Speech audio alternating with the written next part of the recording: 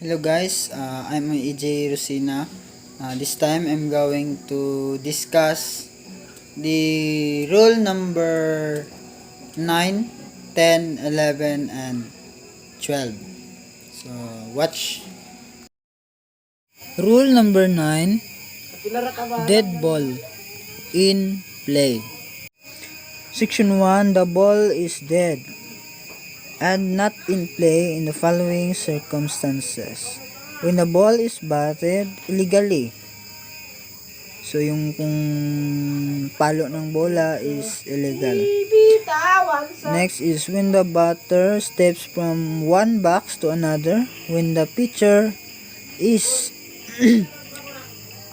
taking a signal or appears to be taking the signal from the pitcher's plate or steps on the pitching plate. Section 2, the ball is in play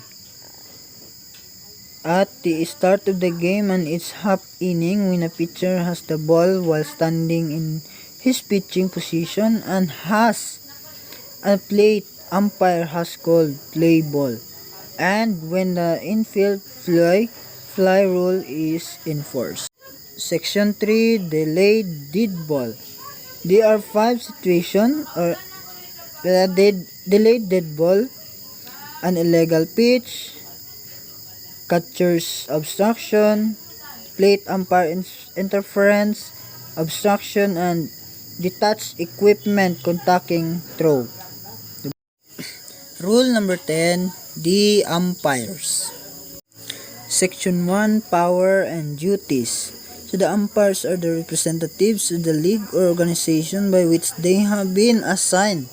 So sila po yung mga personal na representative, o sila po yung mga assigned in a particular game. Section 2, the plate umpire. The plate umpire shall take a position in back of the catcher. He shall have full charge of responsible for the proper conduct of the game. So sila po yung nasa likod ng catcher. Section 3, the base umpire shall take such positions on the playing field as required in accordance with the relevant, and shall assist the plate umpire in every way to enforce the rules of the game. Section 4, responsibilities of a single umpire. If only one umpire is assigned, his duties and jurisdiction shall extend to all points. The umpire's starting position for each pitch shall be from behind home plate. Section 5, change or umpires. Umpires cannot be changed during a game by the consent of the opposing teams unless an umpire is incapacitated by injury or illness. Section 6, umpire's judgment. There shall be no appeal from any decisions of any umpire on the grounds that he was not correct in his conclusion as to whether a batted ball was fair or foul. Section 7, the signals. To indicate that play shall begin or be resumed, that umpire shall call play ball and at the same time motion the pitcher to deliver the ball. So marami pa yung mga signals, so kailangan hanapin nyo lang. Yeah. Okay, so section 8, suspension of play. An umpire may suspend play when in his judgment conditions justify such action. Play shall be suspended whether the play umpire leaves his position to brush the plate or to perform other duties not directly connected with the calling of players. Rule number 11, the protest. Section 1, protest that will not be received. Protest that will not be received or considered if they are based solely on a decision involving the accuracy of judgment on the part of the umpire, or if the team lodging the protest won the game.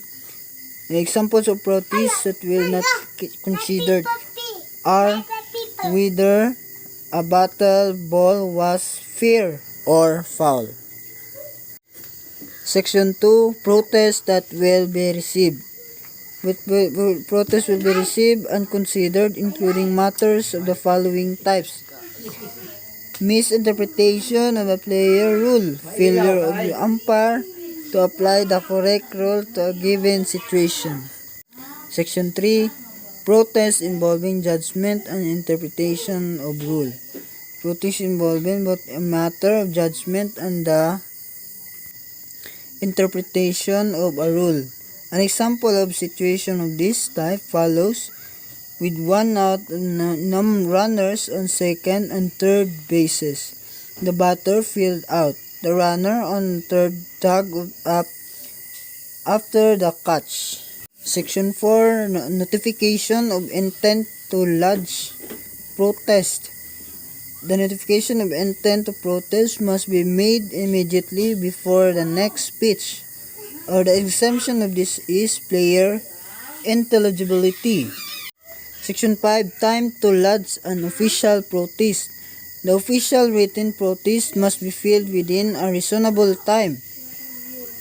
In the absence of the league or tournament rule fixing the time limit for filing a protest should be considered if filed within a reasonable time. Section 6. Information required for written protest. The format written protest should contain the following information: first, the date, time, and place of the game, the names of the umpires and scores, and many more. Section 7. Results of protest. The decision made on a protest game must result in one of the following. First is the protest is found invalid and the game score stands as played. Rule number 12. The scoring. Section 1. The official score shall keep records of each game as outlined in the following rules. Shall have the sole of authority to make all decisions involving judgment. For example, it is the scorer's responsibility to determine whether a batter advanced to first base in a result of a hit. Section 2. The box score. Each player's name and the position. So you can see in the picture, that is the box score. Section 3. Base hits shall not be recorded.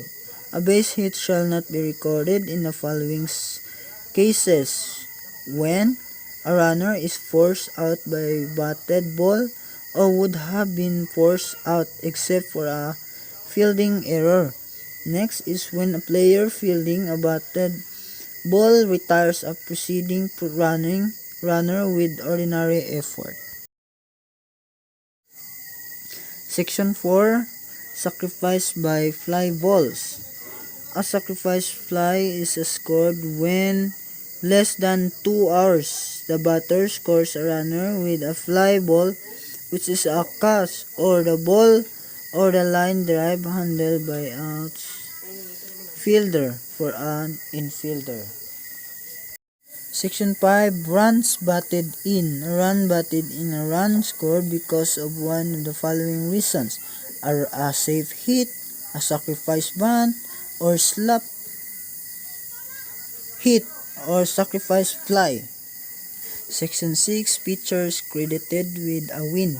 A pitcher shall be credited with a win in the following situations, like when he is the starting pitcher and has pitched at least 4 innings and his team was not only in the lead when he is replaced but remains in the lead for the remainder of the game. Section 7. Pitcher change with a loss. A pitcher shall be charged with a loss regardless of the number of innings he has pitched if he is replaced when his team is behind in the score and his team thereafter fails to the score or gain the lead. Section 8. Summary. The game summary. The summary shall list following items in as order. First is the score by innings and the final score, the runs batted in a 1 by hit, 2 base hits and by home hit, 3 base hits and by home hit. So there are so many related in this game. So just research. Section 9. Stolen bases. For the fast pitch only, stolen bases are credited to a runner whenever he advances one base unaided by a hit, a put out, an error, a force out, a fielder's choice, a pass ball, and wild pitch or an illegal pitch. The last section is the section 10. The records of forfeited games. All records of forfeited games shall be included in the official records except that of a pitcher's won-lost record. So thank you for watching and have a nice day, man. Yeah.